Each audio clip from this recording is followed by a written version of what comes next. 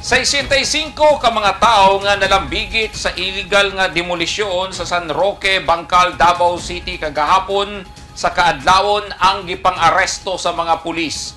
Siyam sab ka mga minor de edad ang na-rescue sa pagresponde sa mga pulis ug usa ang namatay.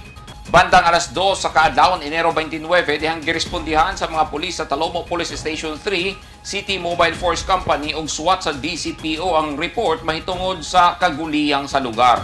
Nasubay sa mga pulis nga giingong illegal ang demolisyon sa gibana-banaang 200 ka mga tao nga misulong sa lugar nga gireklamo sa mga residente.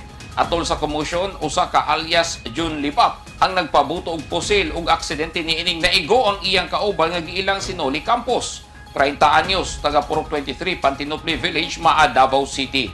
Naigo sa dughan ang biktima o gidala sa ospital apan namatay. Gipangita karon si alias Jun Lipat aron panubagon sa pagpusil. Na-recover sa mga pulis ang lain-laing klase sa mga deadly weapons nga magamit sa mga pulis nga ebidensya.